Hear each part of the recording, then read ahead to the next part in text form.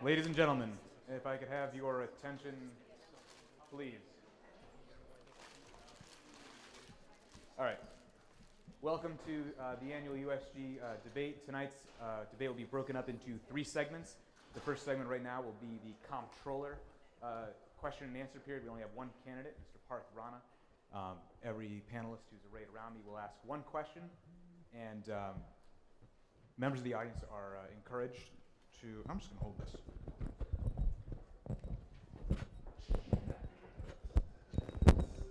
Members of the audience are encouraged to submit questions. They can do that by paper to John Giordina up front. They can go online and email us at eoc@usg.uconn.edu, or they can tweet at us, UConn_USG. I know, awesome Twitter handle. So our panelists are as follows. On my right, your left, is Matt Murray, who is the Vice President of SUBOG for Outreach. And yes, great stuff. On my other side, I feel like this is a boxing match, is Michael Daniels, who is your student representative on the Board of Trustees. And finally, the editor-in-chief of the Daily Campus, our daily student-run newspaper on the University of Connecticut Store's campus, Kim Wilson.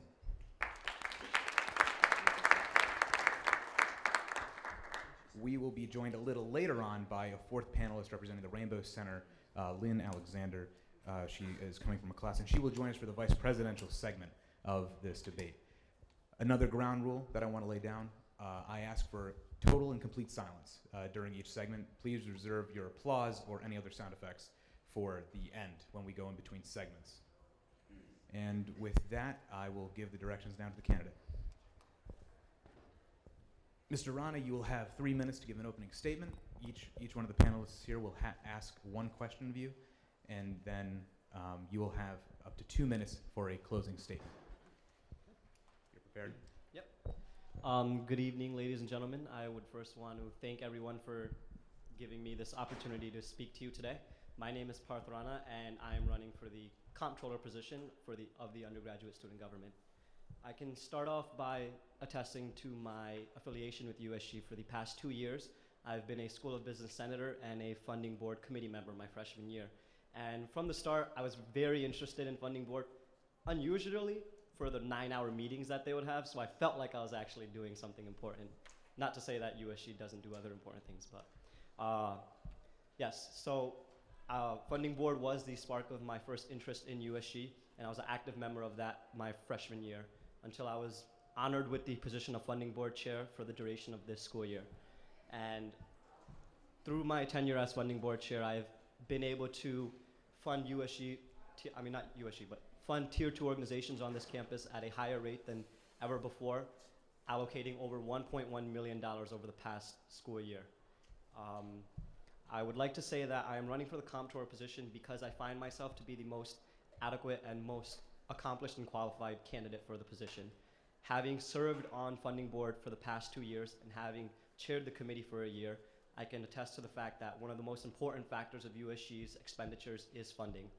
And having spent 2 years on that side and also being part of a tier 2 organization that is also given funds by USG, I can definitely attest to the fact that I know the policies very well, very extensively, and have worked hard to make sure that student organizations are represented to their best capacity on this campus.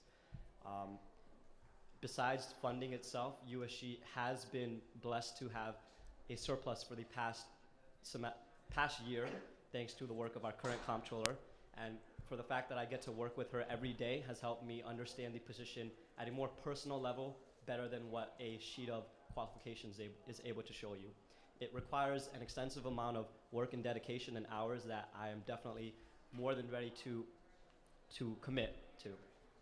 And I would definitely appreciate the support of all of you as well as the UConn campus, and wish myself and everyone the best of luck. Thank you, Mr. Rana. Are we beginning with you, Kim Wilson? We'll begin with Kim Wilson of the Daily Campus. Mr. Rana, do you think that we need changes to the USG funding? And if so, how would you change it? So when I did come to this campus, we were in the semesterly session allocation system. 2 years ago, our comptroller Ed Corshane had proposed a new budget funding system, which is implemented now, and at the moment it is definitely working well. In terms of wanting to change the funding system, at the moment, I would say the best thing that can be done is to streamline the process more efficiently.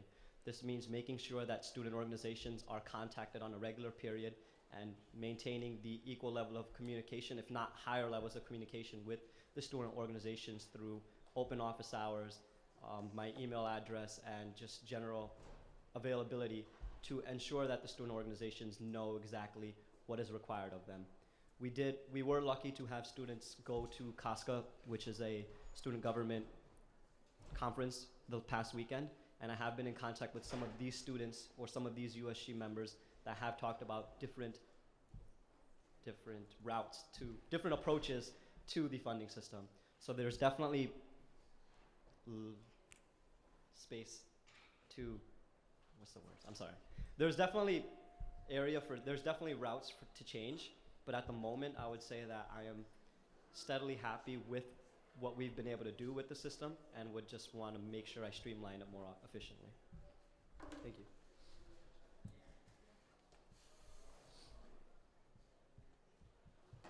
Comptroller is a very different position from funding board chair, despite both dealing with financial issues. Explain what you feel is going to be the biggest challenge in transitioning from one position to the other. Definitely, there is a definite difference between what funding board chair does and what comptroller does. As I was saying earlier, funding board just oversees the funds of tier 2 organizations, while the comptroller is given the responsibility of overseeing the entire financial operations of the undergraduate student government organization. This is a heavy responsibility of over $1.6 million, and I see the difference coming in the amount of contact that I will have and the amount of commitments I will have outside of student organizations. This includes things like the Student Fee Advisory Committee that I would be a part of, as I saw our current comptroller serve on. And this also means probably being part of the University Senate Budget Committee.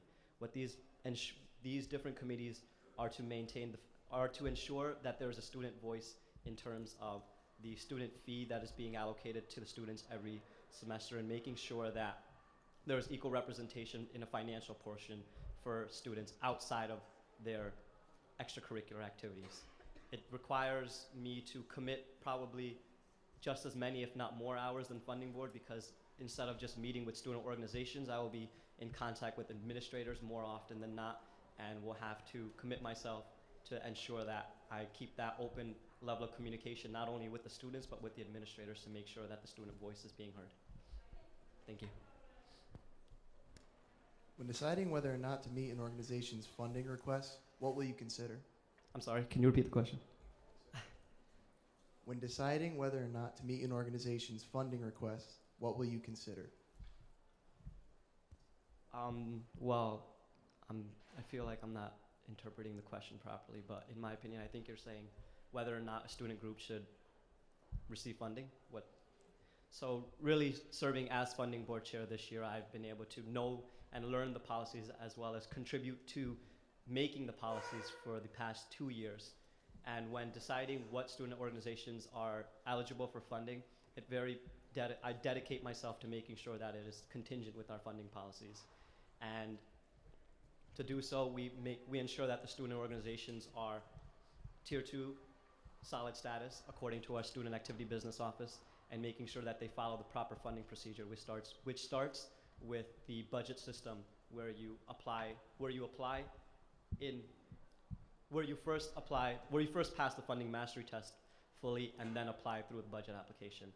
I will definitely stick to my same policies and same principles that I applied as funding board chair when making decisions to approve additional funds for the student organizations on campus. We have one question submitted from the audience, and I will paraphrase a little bit because there are dollar signs in the question.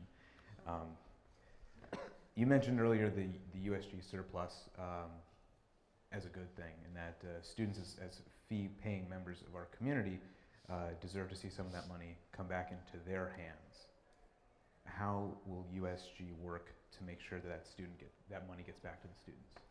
Yes, so definitely while we are in a surplus right now, that's not to say that we will be forever.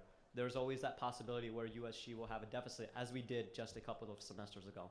What we're doing with a lot of that extra money is dedicating that towards programs that USG does run. As we all know, that Guard Dogs is currently under construction and will be up and running within the next semester, hopefully. And a lot of funds will be dedicated towards that initiative. I can also say that for the surplus that we did get, we were able to allocate student organizations up to 75% of all of their category C, D, and E requests. This is an unprecedented thing that has never happened in our organization before. And if this surplus is projected to last for several years, there's also the possibility of raising that cap to a higher number to ensure that student organizations have less of a strain on their own pockets to make sure that they're getting funding for their students. So definitely through the funding system, there's ways to ensure that student organizations get more money, and through our other USG initiatives, there are ways to ensure that they are also getting their resources properly from USG. If there are no more questions from the audience, we'll proceed to closing statement from Mr. Rana. As I said earlier, I do thank everyone for coming out today and taking time out of your busy schedules to be here for both my debate and the Vice President and presidential debates. I can just say that me running for comptroller goes beyond just the position itself. Being part of the organization for the past 2 years, I've seen the financial problems as well as the advantages that USG has, and I've been able to see it from a different perspective than a lot of students might be able to. The fact that I have the ability to approve so many student organizations funding requests over the past 2 years, I've been able to see the diversity on this campus and see how much there is to offer to the students on campus. There's something available for every single student on this campus, no matter what your race or what your race, nationality, preference, anything is. And as comptroller, I would just work my hardest to ensure that this diversity and that this student pride is the first thing that comes, and make sure that the students are given what they want. Thank you.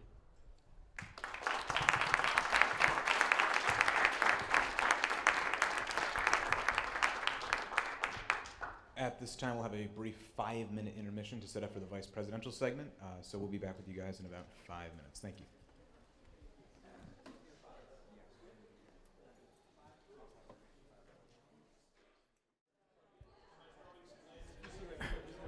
Welcome back to the next segment of tonight's debate. We're entering the vice presidential segment. The same rules announced at the beginning of the evening apply to the vice presidential segment of this evening debate. Claire Price and David Rifkin will each have 3 minutes to make brief opening remarks. Mr. Rifkin and Ms. Price will have 2 minutes after that to answer questions that are asked directly to them, and then an additional minute afterwards to rebut questions that are asked to their opponent. Audience members are again invited to submit questions either to the table up front, or email to eoc@usg.uconn.edu, or tweet it at @UConn_USG. Additionally, I'm asking you guys again, hold your applause or any other noise until this segment has been concluded. A coin toss that we did before this segment began determined that Claire Price will be given the first question in the honors of the opening statement. You can go. Ready? Oh, great. Hi, everyone. Thank you very much to everyone that has come here tonight, especially to everyone who's supporting Mark and myself, but really everyone who has come because something I'm trying to strive to increase is interest in USG. So I joined USG exactly a year ago. I was running for comptroller at the time, and I ran directly from a Tier 2 club sports student group to ensure that USG maintains a student perspective. I've made it my duty this past year to give my utmost support to student initiatives. I believe in supporting groups regardless of size, interest, or mission, as it is the combination of these groups that make UConn as diversified as it is. USG was in a deficit period a few years ago, and I have now successfully made allocations for the next 2 fiscal years for groups to receive over $1.1 million, whereas in past funding they've only received around $700,000. And I say only, but that's within the scope of things. As Vice President, I want to strengthen the organization from the inside out. I will create a welcoming environment and work to ensure that not only every student feels comfortable approaching me with any questions, but that they feel confident that both Mark and myself can solve those.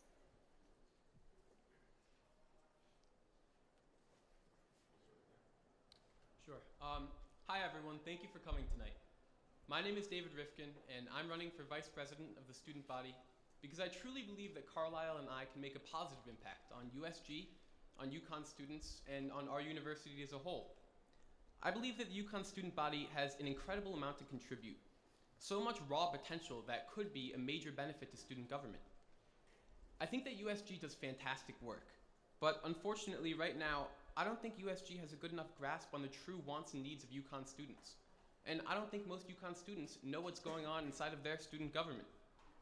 I believe that greater communication is exactly what USG needs to improve right now.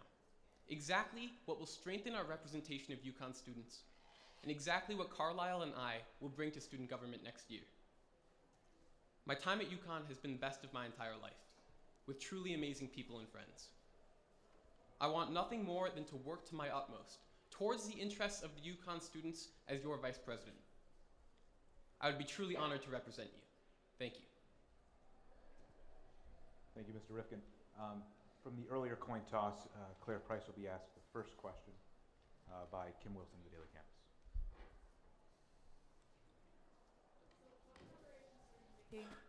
In terms of And if people didn't hear that, that was what initiatives do I have planned to hit the ground running. Both Mark and I are working on a host of issues that we believe USG would really benefit from, and therefore the student body would really benefit from. I actually had the great pleasure of attending a conference in Texas this past weekend on student governments, and I learned a lot. I was able to compare our student government to other student governments, and I now have a lot of ideas, one of which is, because of my background with funding, is going to directly help student organizations with their funding system. Right now we have 3 different avenues for groups that they have to apply for funds with. It's UContact, funding system, and Husky CT.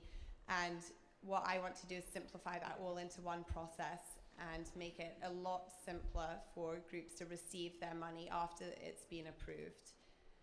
That's one thing, and then extending beyond my funding background, I would say I would really like to increase the transparency of USG. Right now we have really good connections with the administration, so I want to keep that and then relay the work that gets done in USG to the student body so that they know that if they have an issue, they can come to me and they can say, I would like this fixed, and I can go to the administration and help them fix it. So I'll be the bridge. Mr. Rifkin, do you have a rebuttal? I do, yes. Carlisle and I have been working nonstop this whole semester and the beginning of last semester with tons of initiatives. We have too many to count right now, and we've been meeting with a lot of student organizations and the administration as well. Like I mentioned in my opening, our foremost initiative is all about communication and transparency.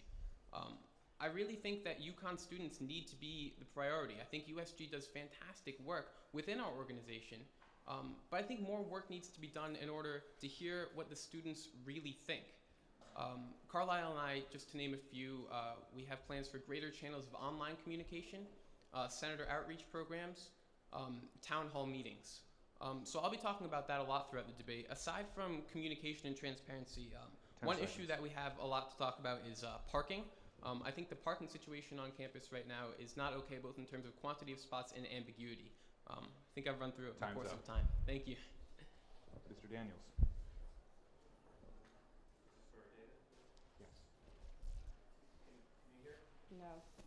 No. Not really. Okay. No? We hit it. Okay. Okay, this is for Mr. Rifkin. A large part of the job of Vice President is managing USG student workers, many of whom work in the Student Organization Center serving groups. Please tell us what, if any, experience you've had in the past managing people in a professional setting. Also, how would you create a stronger connection between yourself and student workers than has existed in the past between the Vice President and student workers? Sure. I can tell you that as a freshman, I was lucky enough to be selected as deputy speaker. This entailed a lot of work during Senate, but also a lot of work behind the scenes in which I did a lot of tasks on the computers, which of course I was very inexperienced at that point when I first began.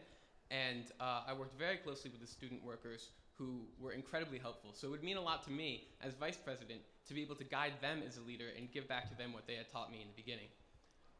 In terms of, I think you asked about my personal experience in terms of leading individuals. I've had a lot of leadership positions. I was lucky enough to be awarded the Polaris Award for Leadership, and that was a Connecticut statewide award that I won for diversity and leadership throughout the greater Hartford area. Specifically, right now I'm the coach of a youth basketball team, and I will be coaching youth soccer in the Mansfield area, which is incredibly rewarding. So, you know, if you guys think managing student workers is tough, try managing a bunch of rambunctious 10-year-olds on the soccer field. I think that's prepared me a lot. In terms of how I will continue and better the relationship to the student workers, I think that all comes down to individual leadership and personality. I think the individual president and vice president can really make it what they want it with the people in the office, with the UConn administration, and with the individual students and student organizations. So of course, I'll make it a huge priority to work very well with all student workers and everybody in the office. I think a large part of our campaign, what Carlisle and I talked about, is we really don't want to be a divided USG. We know that some people are supporting us, some people are supporting Mark and Claire. Everybody has their side, and no matter what happens next year, we want to be able to work well with everybody and make sure that that leadership is solid within USG. Thank you. Mr. Rifkin. Ms. Price, you have time for 1 minute rebuttal. Thank you. As comptroller, I've had the pleasure of working with all of the student workers in USG, all of whom are lovely. And being in my position, I have to manage quite a few leadership roles, from whether it's working with funding board on issues, working with groups to try to resolve issues with funding, and then also advocating for groups to the business office if there are any issues that arise there. So in that respect, I've definitely had a lot of experience in the past year of working with all of the student workers and all of the USG members. Thank you. This next question will be directed to you as well. It comes from the audience. Besides the position description, what other responsibilities do you believe or see yourself as having in this role? So I think that the vice president is really responsible for maintaining the internal structure of USG, and that's something that I would really like to work on if Mark and I are elected. I think that in order to benefit the students most directly, the change has to come from inside the organization first. So if we can strengthen those bonds and the experience and the training of everyone in the organization, make it cohesive, then we can work better as an organization and work together more to benefit the student body at large. Mr. Rifkin, you have time for a 1 minute reply if you'd like. Sure. Obviously, you know, the first and foremost role of the vice president is to be ready to take over the presidency if need be.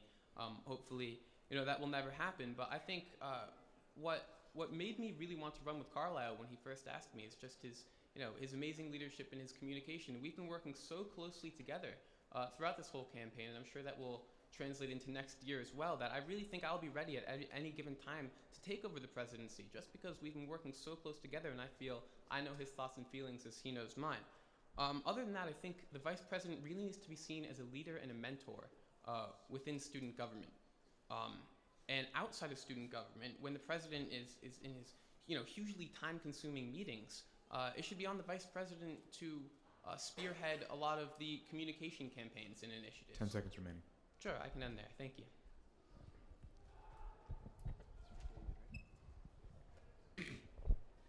Mr. Rifkin, many students talk about a disconnect between the students and the administration. As Vice President in USG, how would you work to bring the two closer together? Sure, absolutely. And this is what I've been talking about the whole time. Carlisle and I are running on a campaign of transparency and communication. Now, that communication needs to be within USG, within the individual committees and within the individual senators and people of all positions. Also needs to be to the students, and that's outgoing information to let them know what student government is doing, and incoming. And I think what needs to be done with that is we need to send outreach programs. I think a lot of what student government has done is they've been sending out information, but that information hasn't been so well received. I think we need to go out and actively communicate with the students more than we've been doing. Now, that's on one end, the students and the student government, but also we're the bridge between the students and the administration. Carlisle and I plan to be very close and work very closely with the administration and the Board of Trustees. And we plan to take our communication with the students in order to know their true thoughts and feelings, translate that into initiatives and bills that we can make to work collaboratively with the administration to make the best student government experience for all. Ms. Price, you have time for 1 minute rebuttal. There certainly is a disconnect between USG and the student body, which is something Mark and I are already working on addressing. I know the one time that most students hear about USG is right now during the elections, and at least that is one time they're hearing about it, but that should occur a lot more frequently throughout the year.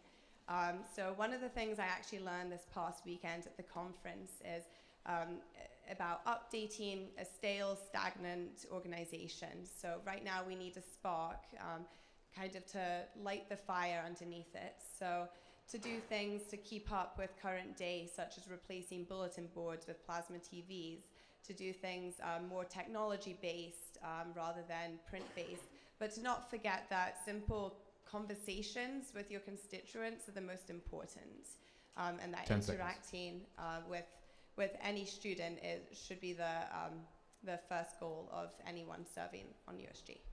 Time. We'll go back to Kim Wilson with a second round of questions. This one will be directed to Ms. Price.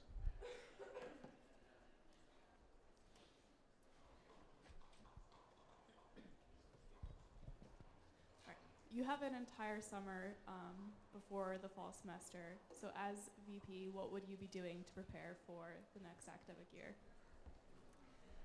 Well, last summer I spent all summer studying the Constitution because I was completely new to the organization. So this summer I definitely intend to review all of the necessary documents the Vice President should know, although I have gone through those already. So I think the most exciting part is the planning and actually getting a head start on some of these initiatives so that they're ready to go for the fall semester. I have put a lot of thought into Guard Dogs, which is our Safe Ride program. It's currently on hiatus, so Mark and I will work to bring that back better than ever. Definitely make sure it's more effective and efficient so that anyone can call it for a free ride home if they're out on a Thursday, Friday, or Saturday night. I also want to get started on a non-profit organization for textbooks. This would basically be another program of USG, and it would eliminate a middleman who would make all the profit when you try to sell your textbook back to the co-op. So that saves students money. And then also keep the connections with administration. These past couple weeks, I have advocated for the housing fee not to be increased, if anyone's seen that, and the administration has listened to the concerns that I voiced with another senator and Mark, and they are delaying the consideration of that. So students next year will be saving $400 to $600 depending on where they live. So things like that, maintaining those ties, working on those policies, and getting ready for the full semester.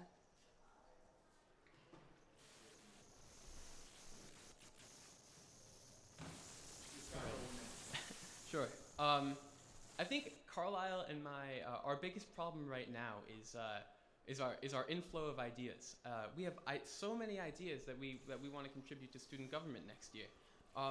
I see summer as the ideal time to really nail those ideas down and figure them out step by step and really put a skeleton on the bare bones of these ideas right now. We started our inclusive communication already, and we've been talking to a lot of students who also have great ideas. I see the summer as the best time to really solidify those. Other than that, I think summer is a great time to prepare within USG, whereas we won't have as much direct contact with the students for the inflow of communication that I was talking about before, but it would be an ideal time to really talk within USG to make ourselves cohesive. Other than that, I would want to talk to the president, current president and vice president to be as well prepared for next year as we can possibly be.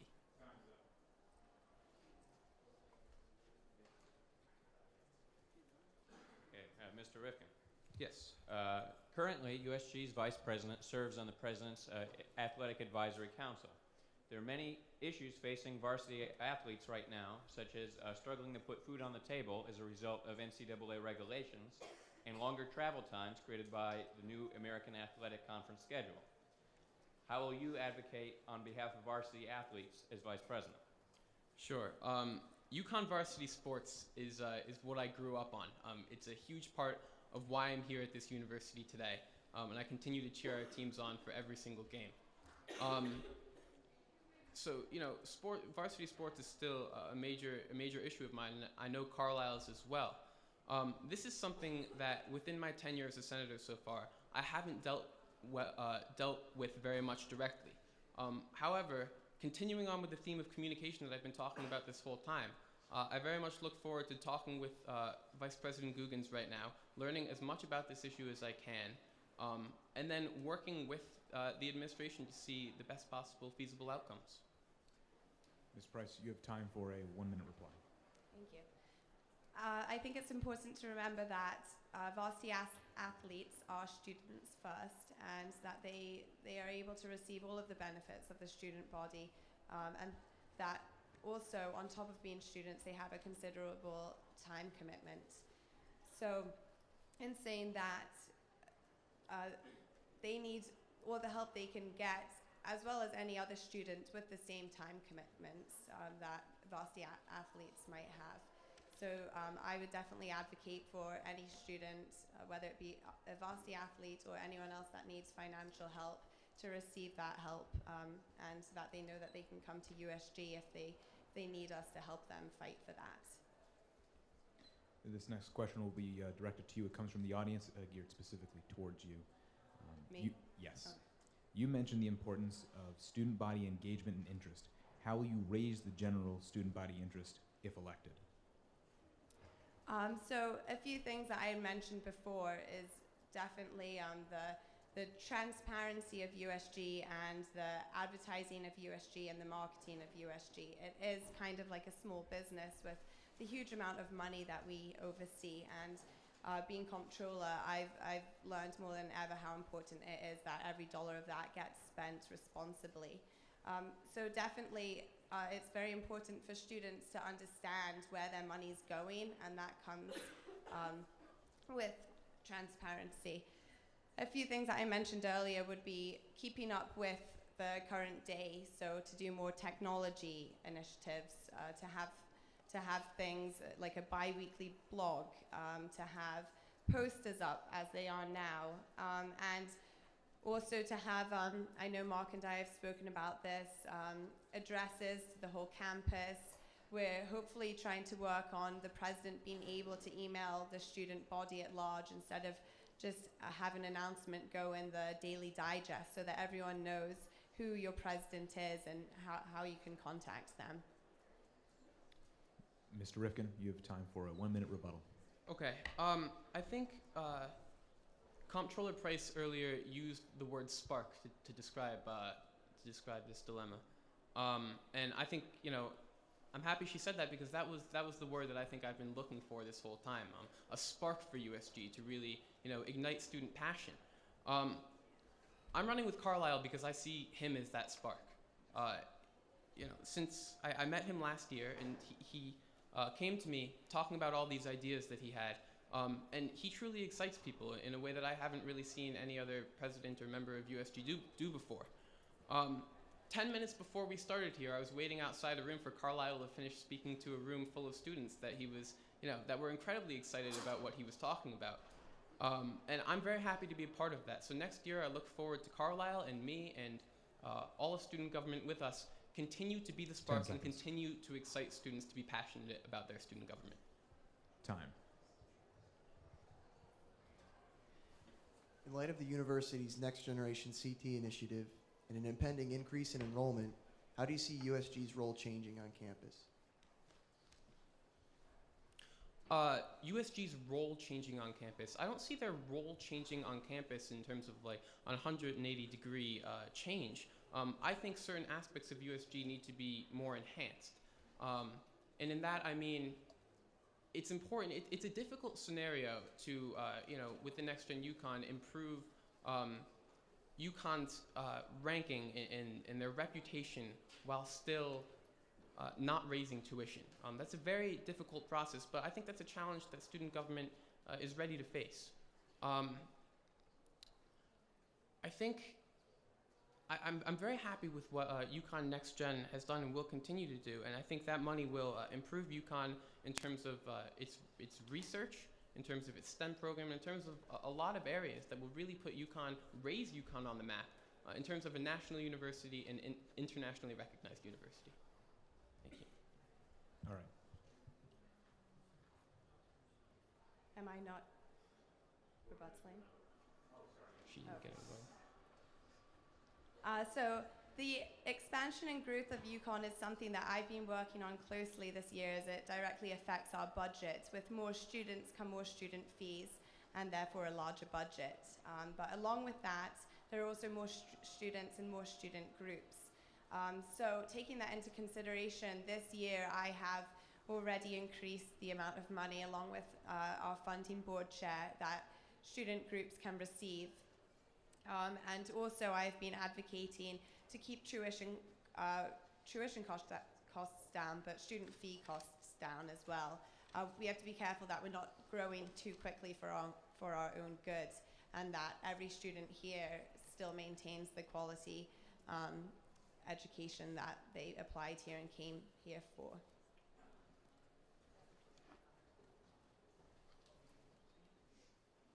Your job as vice president requires that you maintain ties with the university administration as well as advocate for the students. How do you plan on balancing your role as both a liaison to the university and a student advocate?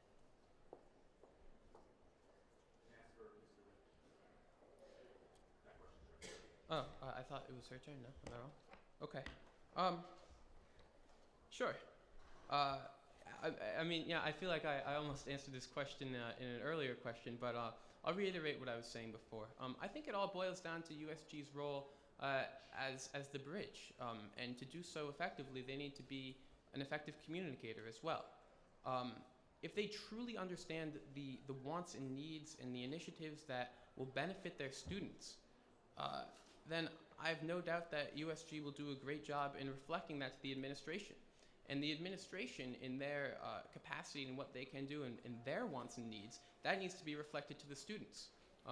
Only through effective communication can we be effective in collaborating and being that bridge to help both the administration and the UConn students.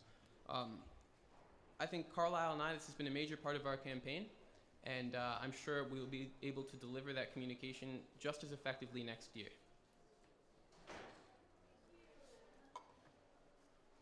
I've worked a lot with the administration recently advocating for students, and it's very important to maintain a professional relationship with them.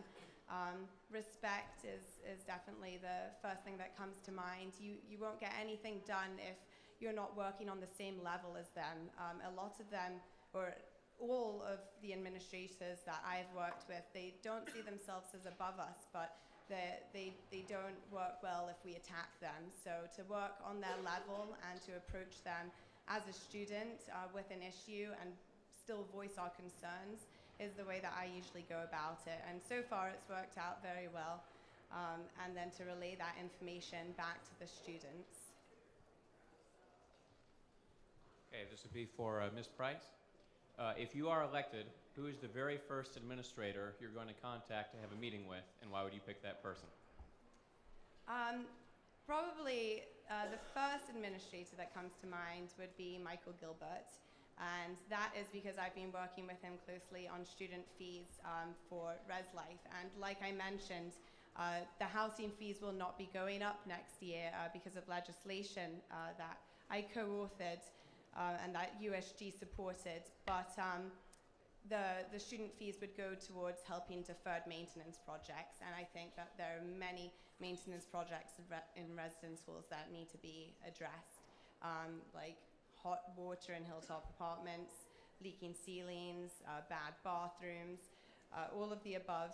So I would definitely contact him to make sure that USG can work with him to establish some kind of compromise where we can maybe look at money that can be taken from different areas that can go towards those projects, so that even though the housing fee doesn't go up, those projects aren't neglected. Mr. Rifkin, your response. Sure. This is something that, of course, I'd need to collaborate with Carlisle on and the rest of our executive board should we be elected. But my initial thought, of course, would be Susan Herbst, and not just because she's, directly the first person people think of, or because she's the most important and directed to student government, but because in talking to students, as Carlisle and I do every day, and our constituents, that's the person whose name we hear. That's the person who students tell us to go talk to. People say, here's our ideas. Can you get these done? Can you deliver our message to Susan Herbst, to President Herbst? And Carlisle and I say, if we get elected, she'll be one of the first people we're going to be contacting for sure. This next question, I think due to its importance to the office, I will direct to both of you to have 2 minutes to answer. We'll start with you, Mr. Rifkin. Sure. What specifically have you achieved, specifically, they make a point of saying, within USG during your time within the organization? Okay. In terms of what I've achieved, so I started out as a freshman. I was elected freshman class senator. This year, I am sophomore class senator. Freshman year, I was also deputy speaker. So last year, I spent a lot of time not just doing my senator duties, but also being second in command of the undergraduate senate. That entailed learning Robert's rules, becoming very familiar with that, being ready to be a leader within the Senate, and really preparing me for my duties. I think that had a lot to do with my leadership and why I'm running for vice president today. In terms of specific accomplishments, I think one of the thing that pops into my head at first is the most valuable thing to me is over the summer I met with the Yukon Chief of Police and Deputy Chief of Police. And I think that was an incredibly valuable meeting. And I learned a lot from that. And I think, campus security is something that, of course, is of utmost importance, something that cannot be taken lightly. But also from that is they talked a lot about how Yukon police officers are seen, what their reputation is. And they wanted to make sure that that reputation wasn't as an enemy, that people could work with them and see them as a helping hand. I would say I would label that as probably the most valuable experience specifically that I've had in student government so far. Let me just say also that my time in USG has been one of the best of my life. I think people in USG are incredibly smart, incredibly competent, some of the best leaders on campus. I was lucky enough to have an incredibly successful first year. I'm closing out a very successful second year right now. I was lucky enough to be awarded the Rookie of the Year award at last year's USG banquet. And I'm hoping that everybody else also feels that I contributed as well. Time. Thank you. The same question in 2 minutes will be allotted to Ms. Price. Do you need the question repeated? No, that's fine, thank you. The first thing that comes to mind is that I've given more funds to student organizations than any other comptroller in the past, and I think that's very important because many of these organizations would not be able to operate without the financial support they receive from USG. I also have reorganized the USG's budget entirely. It amounts to about $1.6 million, and a lot was just sitting in pools, not purposefully, but I made sure that every dollar was accounted for. I have invested some of it. I have put some in reserves for long-term projects, such as a supply shed for group organizations to maintain inventory, things such as supplies for the USG office, and projects such as redoing the SOC Center so it's more of a student-friendly, welcoming environment.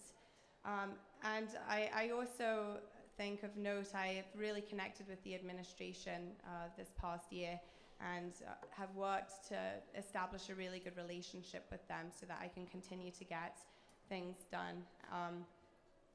And so some other minor projects, I have worked to advocate for the community dialogue, which addressed the safety culture on campus.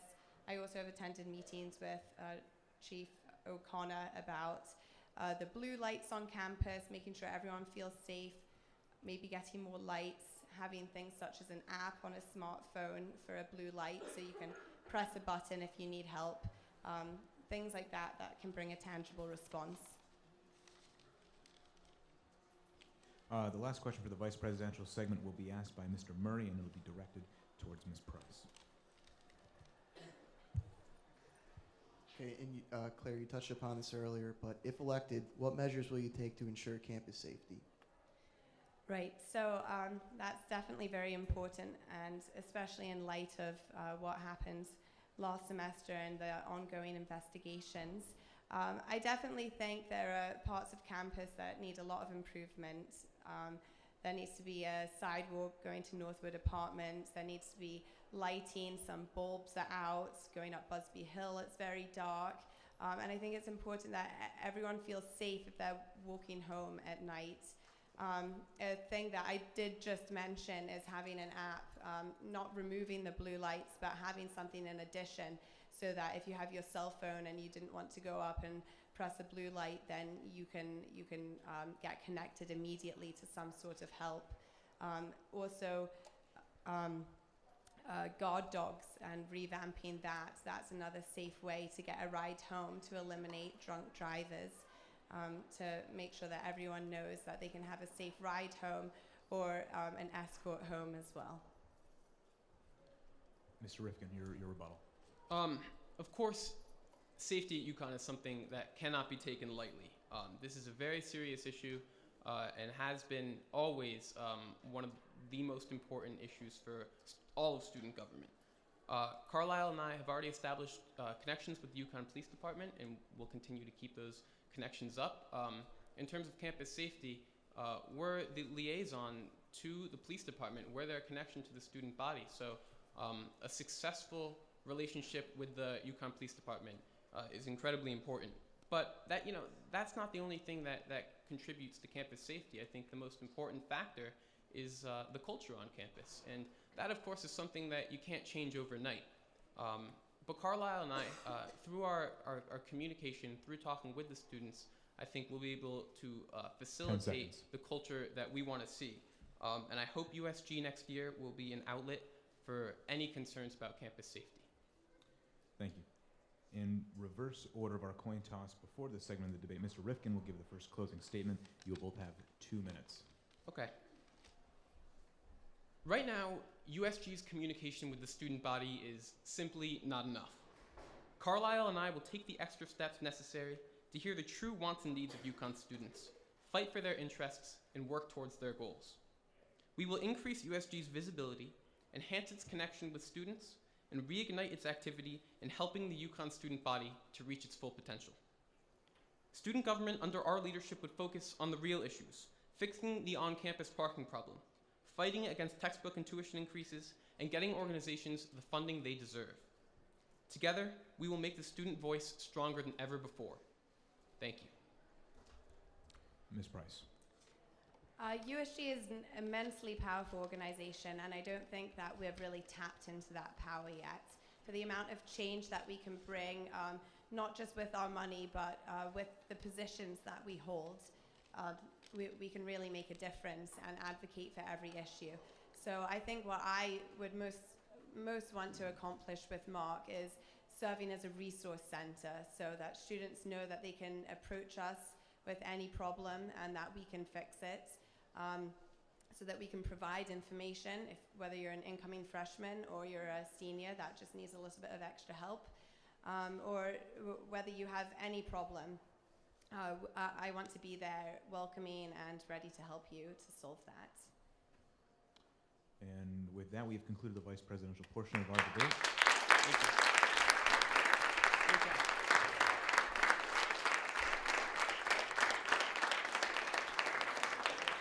We'll take about a 5-minute recess before we begin the last segment of this evening's festivities. Welcome back, ladies and gentlemen, for the final segment in this evening's USG debate.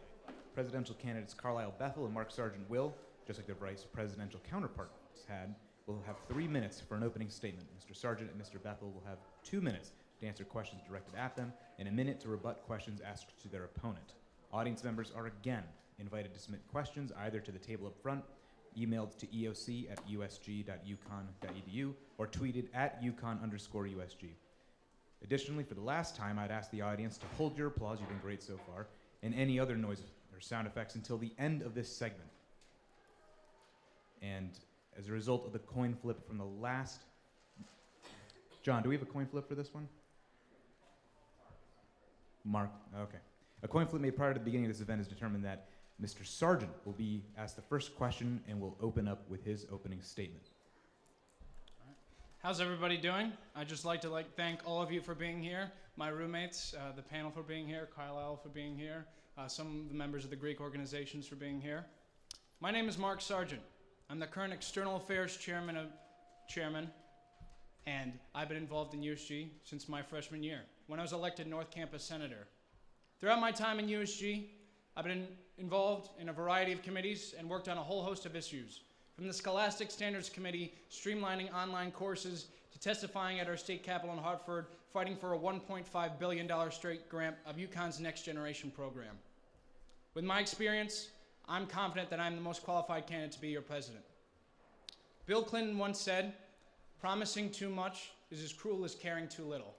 That is why my running mate, Claire Price, the current Chief Financial Officer of USG, and I have proposed a plan that is specific, measurable, attainable, relevant, and can be completed in a timely fashion. Universal dining hall operating hours so that no UConn student is confused as to whether or not their dining hall is open. A nonprofit textbook buyback program so that $300 textbook that you bought last semester and only opened up twice can be bought back for more than just $20. And most importantly, a safe campus. Claire and I will not stop fighting until every UConn student feels safe both on and off this campus. Claire and I are excited to be working with you, facilitating a better UConn community. Thank you. Mr. Bethel, you have 3 minutes for your opening statement. Hello, good evening, everyone. My name is Carlisle Bethel, and I have no fancy titles. I'm just a UConn student that happens to be in USG, a senator. And my parents, they told me that life is about service. And no matter how many titles you attain, no matter how many degrees you get, or what your paycheck is at the end of the day, life will always be about service.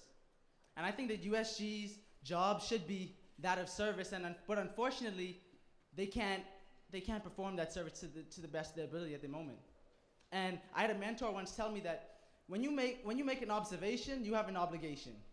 In that when you as a good person, when you as a leader, when you make an observation, you see something that is wrong, that needs to be fixed, that needs to be changed, it is your duty to do your part in changing it.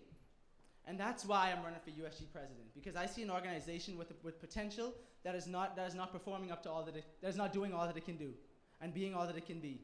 And that's why I'm running. I want to help it to be the best that it can be and provide effective advocacy on behalf of the students.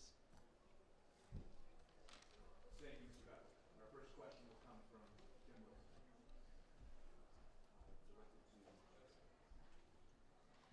Mr. Hi, Kim. Sargent. How are you? I'm well, thank you. How are you? Doing fun. What preparations are you currently making in terms of initiatives so that you can hit the ground running if you are elected as president? That's a great question. So just to kind of reiterate what I mentioned earlier, is some of the issues that Claire and I are working on are fighting for universal dining hall operating hours. Claire and I have had the honor of working with administration throughout this time. Claire and I are 2 members of the executive committee of USG, so we have a lot of experience working daily with administrators. So that's something that a lot of UConn students are something that is an important issue to them. As of right now, as chair of External Affairs Committee, I'm working with the town of Mansfield on a housing initiative. I'm also working at our state capitol fighting for the UConn Next Generations program. There's a $15 million annual appropriations fee that must be approved by the governor. And so that's something that External Affairs Committee is doing. And if I'm elected president, I will ensure that this budget is approved annually every year. Yeah, I definitely think that that those initiatives, especially the 1.5 billion dollar, that's a USG wide initiative. I think that USG takes that one very seriously. But I had a story. I had a friend. He was a student there. He was an engineering major, and he grew up in a single parent home, Bridgeport, Connecticut. He was up here, but he had to drop out of school because he could no longer afford it. He could no longer afford the rising tuitions, the textbooks, the expensive textbooks at the co-op. And at the time, we were looking around for different things, and we said, let's check out USG for scholarships. And we went there. We found out USG had no scholarships, and I found that kind of crazy because had he been a student at Baylor, he would still be in school today because their student government offers scholarships. Had he been a student at the University of Virginia, he would still be in school today pursuing his degree because their student government offers scholarships. And so one thing I've started, and one thing I will do, is work towards bringing scholarships to the student government. Thank you, Mr. Battle. Well, this will go right off of the previous question for both of you, and we've agreed that that you'll each have 2 minutes. So the rebuttal for this will also be 2 minutes to allow you sufficient time to explain. Each of you has talked of unique proposals to bring to USG. Mr. Bethel just spoke of USG scholarships, and Mr. Sargent talked about a textbook buyback program. Could you each specifically, and very specifically please, talk about your plan to put those programs into place, and also address why you think that is a sufficient use of the funds the students have given the USG, and finally, please address if you think your opponent's plan has merit. Okay, so the first one was the scholarships. So I've looked into this one I've looked deeply into this topic. One, USG has thousands of dollars that go unspent every year. And while there are some constitutional boundaries set in place now, we will look at those. And if that doesn't work, I've met with Rachel Marshall at the UConn Foundation, and she said, USG does a terrible job in their connection with the alumni. The UConn Foundation raises over $63 million every year. And she said if USG would just tap into their connection with their alumni, they could raise money to give out these scholarships. It's simply setting up a fund, and out of that fund, you take out money to give scholarships. Things like the Student Emergency Fund. A lot of students don't even know about the Student Emergency Fund. It's a breakdown in communication with students, administration, and USG. It needs to be fixed. And as the student population increases, the Student Emergency Fund should increase with it. Now, these are not things that I dreamt about last night. These are things that I've talked to students about. I know numerous students that could not continue their education because they couldn't afford the constant tuition increases. We get ripped off by the co-op day in and day out. I went to buy a $180 textbook. I could rent it online for $40. I think that it's almost robbery, and I think USG has to do its part in helping students out, and it's not doing enough. Mr. Sargent, your 2 minutes. Same question. I would agree with my opponent and say that is ridiculous that textbook buybacks are a problem. And that's why Claire and I have set up a plan to go through USG to have a non-profit textbook buyback program. It is ridiculous that you have to pay $300 for a textbook and then you buy it back to the co-op and it's only $20. So implementing this system through USG, something similar to Guard Dogs where the purview falls under USG but they operate on their own separate organization, is something that Claire and I want to do and implement so that UConn students have their money and their returns of investment so that they're not wasting their money. I also want to congratulate my opponent for having the idea of the scholarships program. I'd also like to remind my opponent that there is already a system like that in place, but it's not through USG. It's through the Student of Life Awards. USG has a budget set aside by student fees, and I'm a little concerned with my opponent's plan in that saying student fees are brought to you by a mandated budget from every student. And I'm concerned to see that if we were to reallocate those funds, we'd be picking winners and losers on this university. And Claire and I are here to fight for all students on this campus. Our next question will be directed to Mr. Sargent. This goes back to the regular order we enumerated earlier. It'll be a 2-minute question to Mr. Sargent, 1-minute rebuttal to Mr. Bethel. This question comes from the audience. If you were to lose the presidential campaign, how do you plan on still contributing to USG and the UConn student body? That's a great question. I've been involved in USG since my freshman year, as previously stated. I actually ran for vice president last year. I didn't think after we lost that I would be running for president at all. Even at the start of the semester, I didn't think I was going to be running, but it dawned on me that I felt like I was the most qualified candidate to be running for president. So I've been able to achieve plenty of things, like I mentioned before, without being president of USG. Being president of USG just solidifies my goals and accomplishments that I hope to see. But I will still be an active member of this organization regardless of whether or not I'm president, or regardless who is president. Thank you, Mr. Sargent. Mr. Bethel, 1-minute rebuttal. Honestly, president is just a title. That's really what it boils down to. It's a title. And I'm not in it for the titles. You know, it's here because I see a need on the campus, and it's something that I've been working with since I've been here. I have constantly worked with students and engage with them, you know, through Res Life, through first-year programs. Since I've been here, it's been about the students. I've been about helping students. And so having the title of president isn't really that important, but it's about using that position to help out an organization. So if I don't get the position of president, okay, you know, life goes on. You know, my passion to be as a Husky continues. My passion to help other people, it continues, and it will continue. And so if we don't get the president's position, then, you know, life goes on.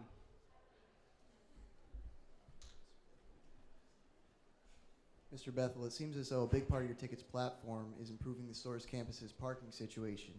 If elected, what is the first step you'd take in doing this, and what would you see as a success? Right. So I have a friend. She's a senior, and she's a commuter, and she's been commuting since she's been here. She transferred from Pitt. She came here sophomore year, and she said, you know, the other day she parked in a space she wasn't supposed to park. Yeah, she did it. We all do it. And she came back. She saw a ticket on her window, you know, and she was walking to the car, and she was saying, you know, is this going to be $30, $50? And she was nervous when she pulled the ticket out. It was a warning ticket. I didn't even know we had warning tickets. You know, so many people get ticketed straight off the bat, a $30 ticket. And I think the first thing we can do for the parking situation in the short term is make warning tickets mandatory for first-time offenses. That is something we can do in the short term, while in the long term pushing for more parking on campus, a more efficient bus system, and more reasonable parking spaces for students. It's reasonable, realistic, streamlined approaches to these solutions, to these problems. Thank you, Mr. Bethel. Mr. Sargent, your 1-minute rebuttal.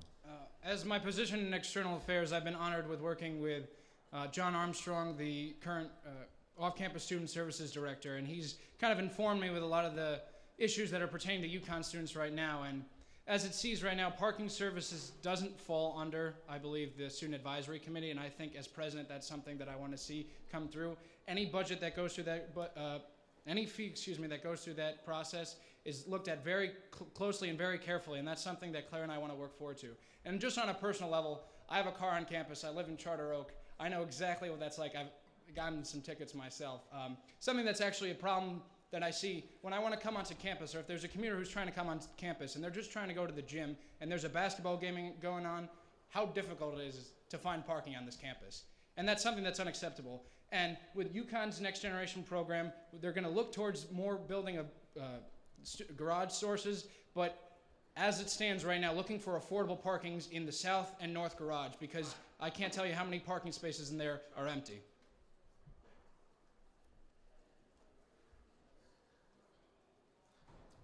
Mr. Sargent, accessibility can be an issue for higher-ranking USG members, so how will you ensure that you are accessible to all UConn students and administrators if you are elected president? That's a great question, and I think it starts with the internal aspects of USG. I actually sat on a member of the accessibility committee here at part of UConn, and we analyzed the internal aspects of USG, and we tried to contact former members of USG and see what was the reasons why they had left USG. And I think a lot of the responses were, this time right now is a real deterrence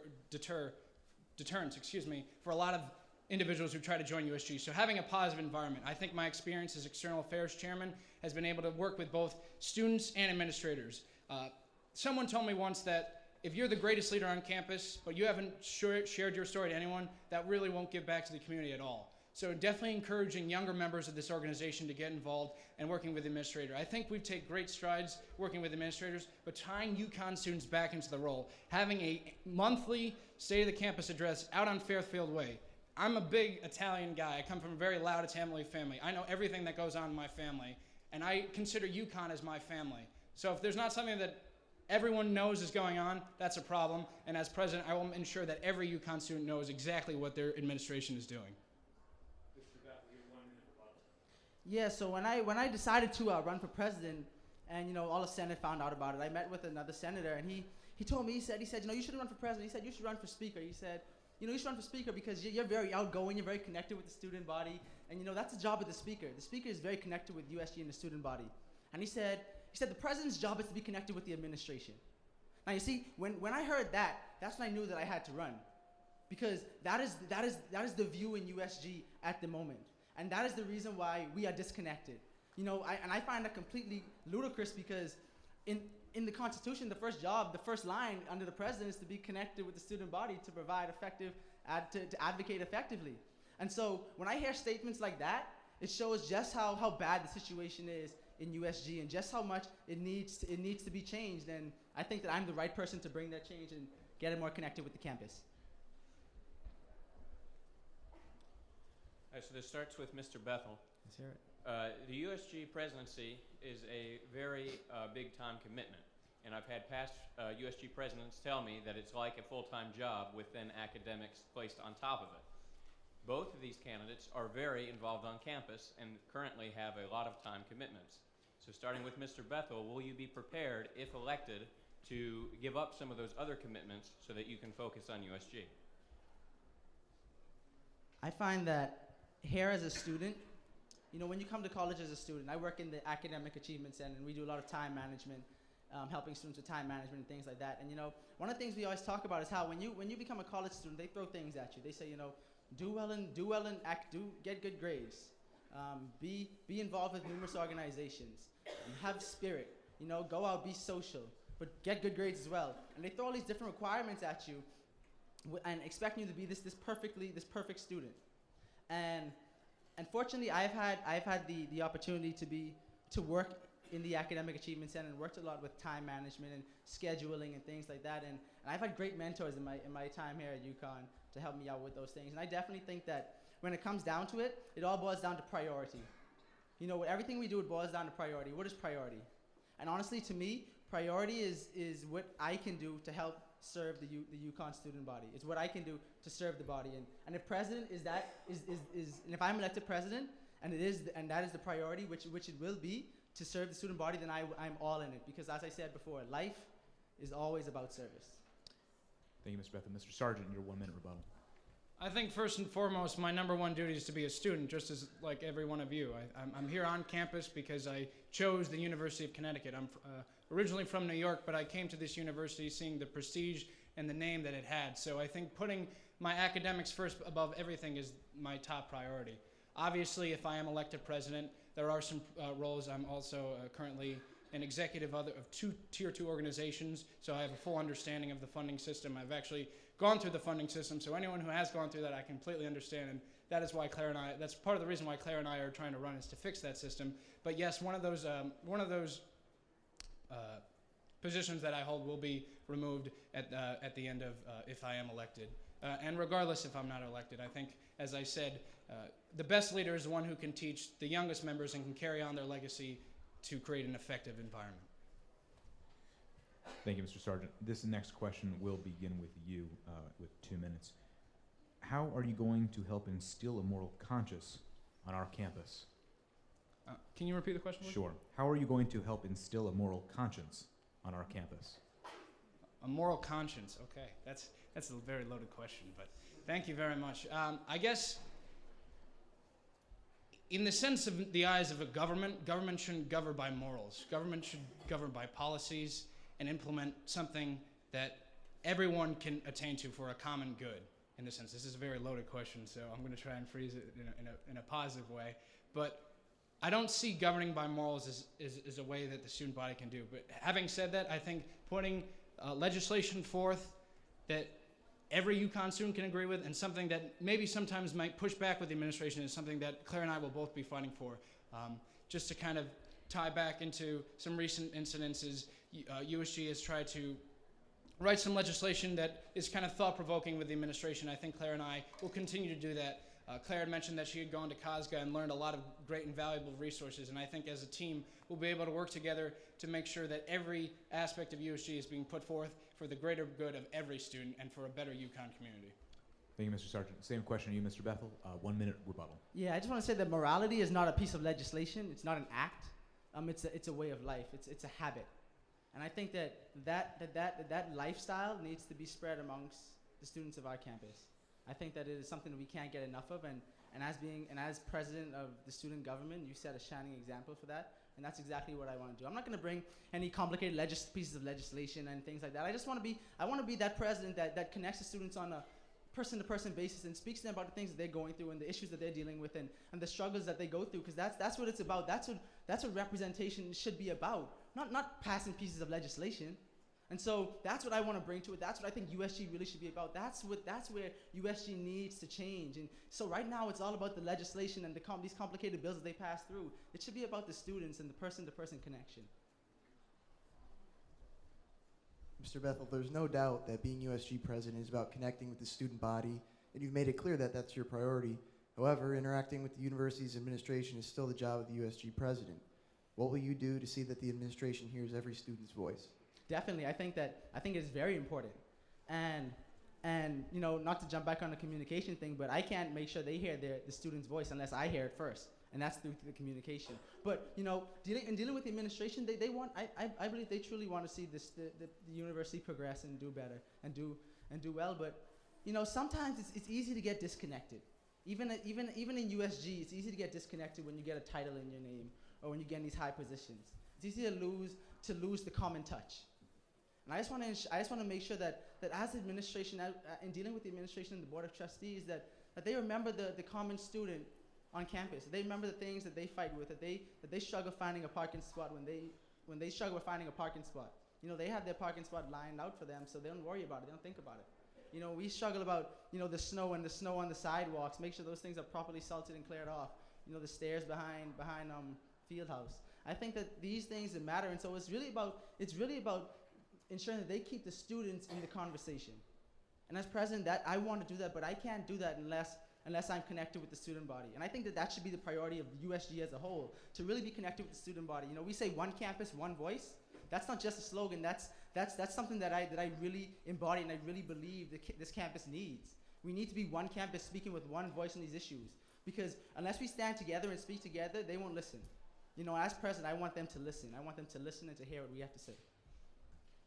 Thank you, Mr. Bethel. Mr. Sargent, 1 minute rebuttal. I think my opponent is absolutely right that we do need to be connected with the students. Claire and I have had the honor of being part of this executive committee this year, and one of the, just to kind of steal the question from the previous debate of what administrator I'd go and talk to first if I was elected, I'd actually go talk to John Armstrong, who's been my mentor throughout this year, and I've learned an exorbitant amount of information about just not only this university, but the community of Mansfield as a whole. I think something that's important is working with this administration, and I think especially for John, he realizes that UConn students are important to this community just like everybody else. We are part of this community, and we should have a voice in this community. He defends us time and time again, saying at town hall meetings, I can't tell you, some of the derogatory terms that are thrown at UConn students, and it's kind of hurtful to see that happen. And have someone from the administration working with us and collaborating with us and having that relationship, I think, is something that's very important, and having those continuing something that Claire and I have done throughout our entire tenure in USG. Thank you. We're going to depart the regular order again because you both brought up interesting points, and I want to allow you each an additional minute for specifics, because you talked about a lot of interesting overarching points, but I seem to have missed the specifics or they weren't provided. So Mr. Bethel, you spoke about communicating, hearing ideas from the student body and how that was important to hear those ideas before you can advocate to the administration. For you specifically, how would you hear that? How would you connect with the student body? It's what I noticed about USG is that it's not a matter of not being able to connect with the student body, because just in election season, they do it quite fine. They go door to door, canvassing, posters up everywhere. talking in front of lectures, in front of sorority groups. And so it's not a matter of ability. It's a matter of the want to do it and seeing the importance of doing it. And so we need to carry that same passion, that same vigor when we hound down students on this campus to vote for us. We should pursue them to find out, what do you want us to speak about? Things like suggestion boxes around campus could be a great step. Video logs, just keeping up with the times. U.S. Senate agendas are sent out like 12 o'clock the day of Senate. What student is going to be able to know what's being discussed to make adjustments to their schedule to attend these Senate meetings? Thank you, Mr. Bethel. Now, Mr. Sargent, you just spoke a minute ago about connecting with the greater community. Can you go into more specifics about exactly what you would discuss with Mr. Armstrong and what practices you would take back to USG and then the student body in general to create a better relationship? That's great. So just to kind of connect just on a ground level internally with USG, USG actually just passed legislation to have mandatory office hours with the students, and having just a culture of welcomeness and openness in that office is something that we can start with, and reaching out to students. Specifically what I've done and what I'll be doing, currently what External Affairs is doing is working on a housing issue in the town of Mansfield.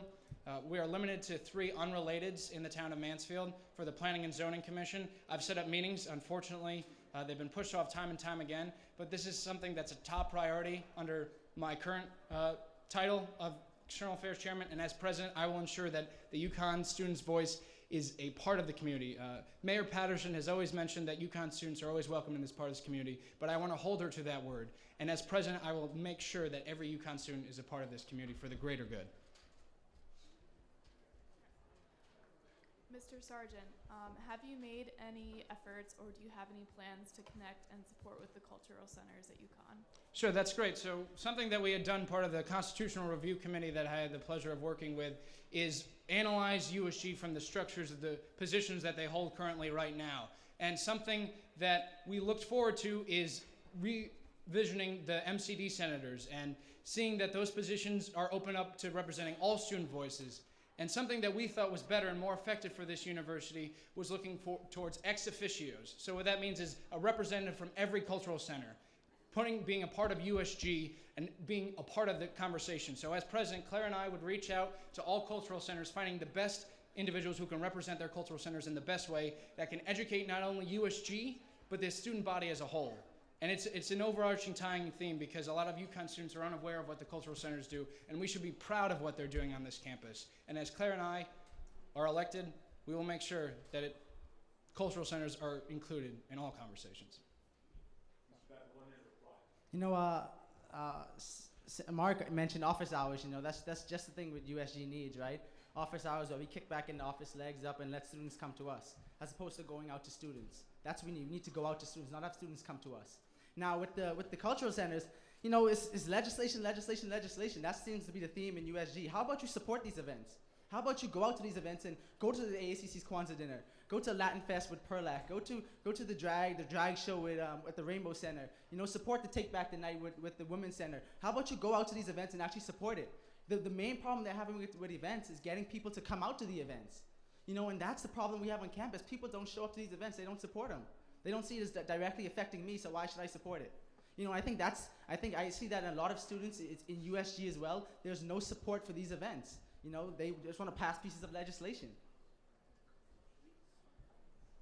Mr. Bethel, as it currently stands, USG has many committees which are chaired by members of the executive committee, but comprised mainly of senators.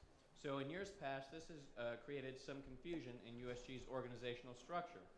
Additionally, in the prior years, the Promotion and Recruitment Committee has been eliminated, and the Student Affairs Committee has been split into 2 separate committees. So what ideas do you have going forward for committee structure and the organizational structure of USG? I think one thing I always admire about SUBOG is that SUBOG does a great job in attracting student interest. That was one of the first groups when I came here as a freshman, the first groups that I saw. I was like, what is SUBOG? Because they're so excited about it. And I think that what we could take from SUBOG is like a communications committee. One that is the sole purpose is to reach out to students, to find out how we can better communicate them, to find out what they want to see done in USG, and not just students, but alumni as well. We as I mentioned before, we do a terrible job with our connection with our alumni. I don't even think there's a list of USG, USG alumni that graduated. And so I think that things like that can really be fixed with the communications committee. And by having that committee, it will show the seriousness and the importance of USG in connecting with the student body. And that would then help us to that, and with the communications committee, we can now provide better services in student services, in external affairs, because that's what it's about. It's about innovating new ways to reach students to do our job. Thank you, Mr. Bethel. Mr. Sargent, 1 minute rebuttal. I think we have something like the communications committee. We have a student development committee that does a phenomenal job reaching out to students, but it's just taking that extra step and that extra push.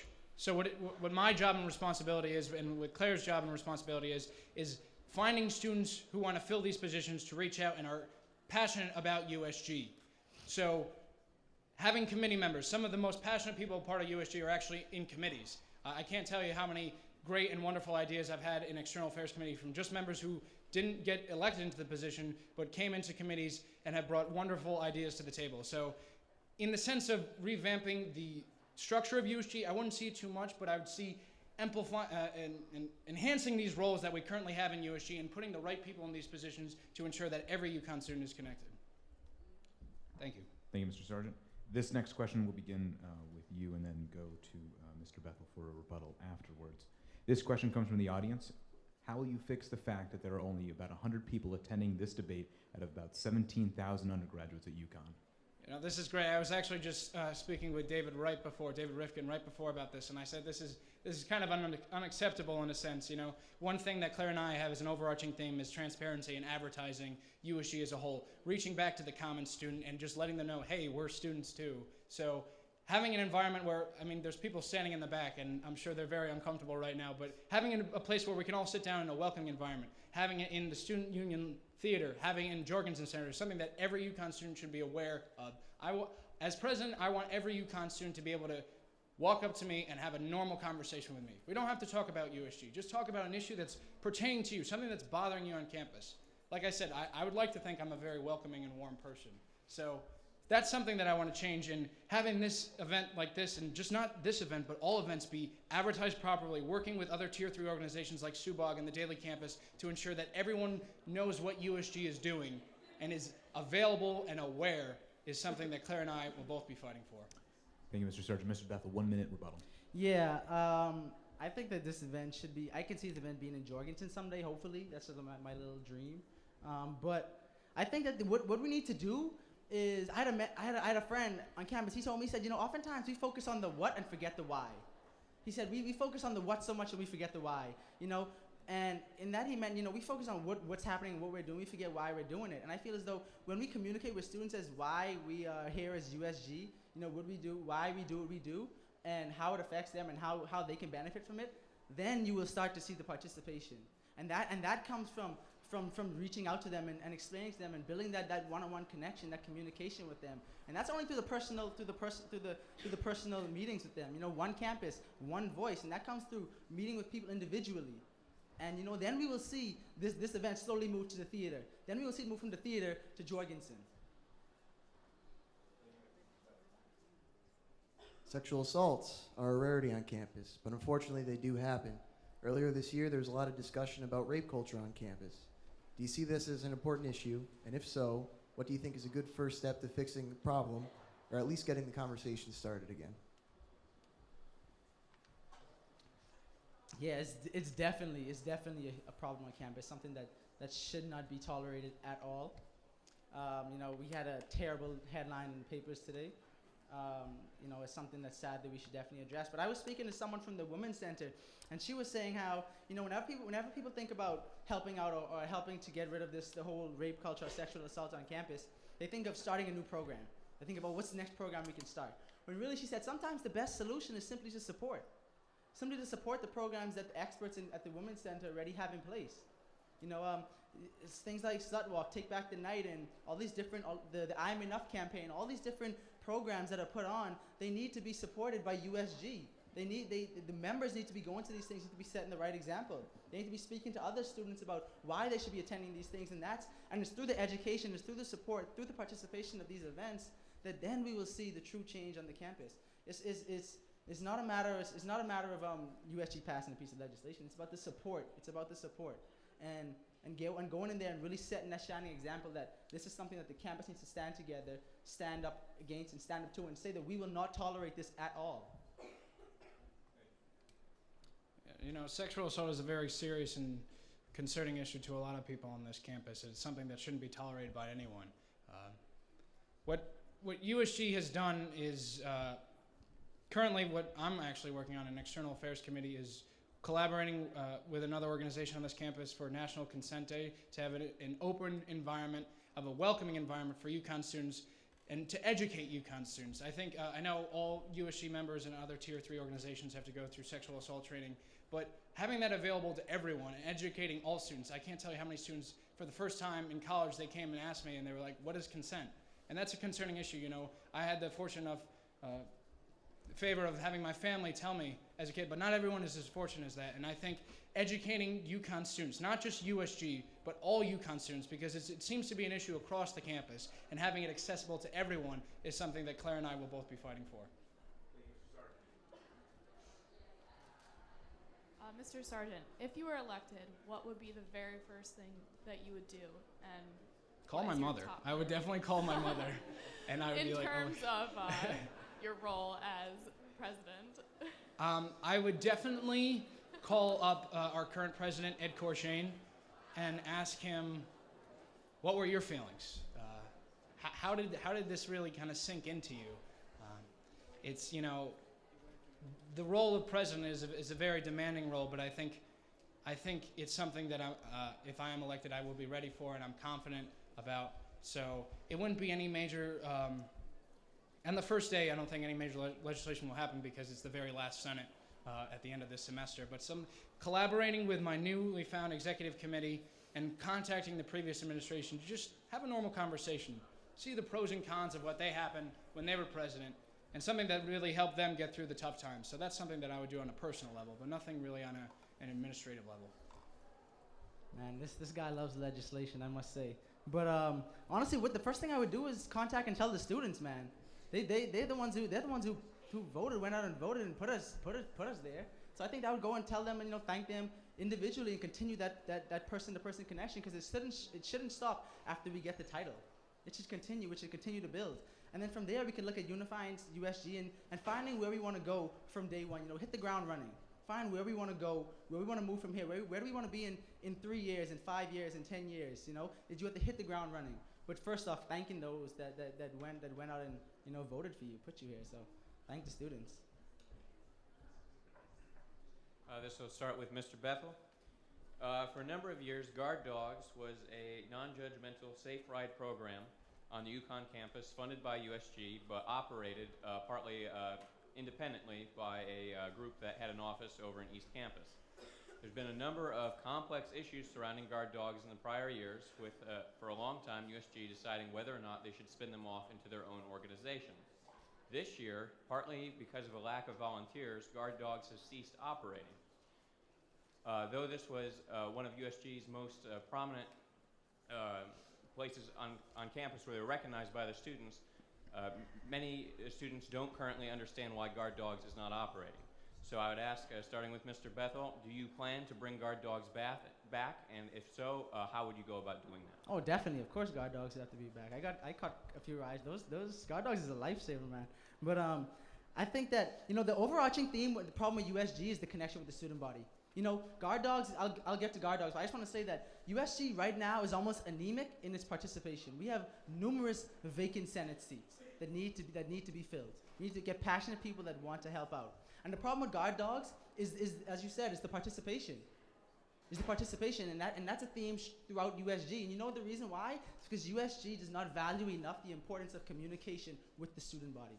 And that needs to change. We need to be one campus working to provide these services, working to fix these issues. And it starts from the top presidency and moves straight down. It moves straight down the line. And I think in order to fix it, what we need to do is reach out to these students and fix that communication gap, bridge the communication gap, build the hype about how through Guard Dogs you can help serve your campus. Get back to serving others, and I really don't think it should be a paid a paid job. I think the beauty is found in doing these, in serving these and doing these things as a form of community service. I think that that's how it should be. And I think that once you reach out to students, the payment isn't really the problem. They'll get the reward from their service to other students. Thank you, Mr. Bethel. Mr. Sargent, your rebuttal. You know, I think this was definitely a contested issue that came up in USG this year, and it was very, very hard for some people to really swallow. And I know that you know, the way that it was portrayed throughout the rest of campus was kind of poorly handled. And I think something that USG can start to do is just relay their message. But to tie it back to guard dogs, what specifically would happen? Yes, Claire and I would ensure that guard dogs return to this campus in our administration, and not to return in a way that it is now, but return in the most effective and positive way possible. You know, I think as president, I think President Corshain is currently working, and Vice President Guggens is working to analyze what guard dogs is going through and see if we can make any improvements in the system itself. And I think collaborating with private organizations such as Sobrio and seeing how effectively they work and operate their system, and implementing some of the policies that they have in our guard dogs will make the most efficient guard dogs on this campus, and making sure that every UConn student can feel safe on and off campus and transported in a proper way. Thank you, Mr. Sargent. My next question will begin with you, and then we'll do a 1-minute rebuttal from Mr. Bethel. This question does come from the audience. It regards the USG funding system. Do we need changes to the USG funding system, and if so, what are they? Sure. So I think I have the honor of picking the former comptroller, and she's done a phenomenal job revamping the funding system. Something that we still see needs to improvement, because nothing is perfect in this organization, except we're far from this, is something that Claire has an initiative, is getting the funding mastery test on UContact. Currently, if you go through the funding system, it's a mess, and there's on three different websites. And I think putting them all on UContact, streamlining the funding mastering test so it's foolproof, so that no UConn student is confused and should be able to pass that test and make it easily accessible to everyone. And it's an easy process, because I know as an executive of my Tier 2 organization, I had to go through the funding process. And I think educating not only the Tier 2 leaders, but USG on how to operate the funding system. You know, our student workers do a phenomenal job assisting us with the funding system. Our funding board chair does a phenomenal job. But every student on this campus should be able to get funds and should be able to know how to do it on their own. It should be a foolproof system. And with Claire and I elected, we will ensure that it will be a foolproof system. Thank you, Mr. Sargent. Mr. Bethel, your rebuttal. Yeah, so I was a treasurer as well, but unlike Mr. Sargent, I didn't have the inside connection with Senate, so I found myself almost pulling my hair out trying to make it through the funding process. But I think what we should do is, you know, look at the funding process from a different side. Look at it from our side as USG. We always look at it from what groups do and what the groups do wrong, and whether they should fill out some funding mastery tests or they didn't put 3 quotes instead of 2. Let's look at what we do wrong as USG and see how we can better streamline the process on our side. You know, maybe we could process the checks faster, simple things like that. What are things that we can do as USG to better serve the community? Thank you, Mr. Bethel. Our last question in the presidential segment will come from Mr. Murray. And this comes from the audience too. UConn has 6 campuses with undergraduate students.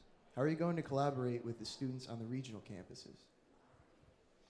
Was it 2? Right.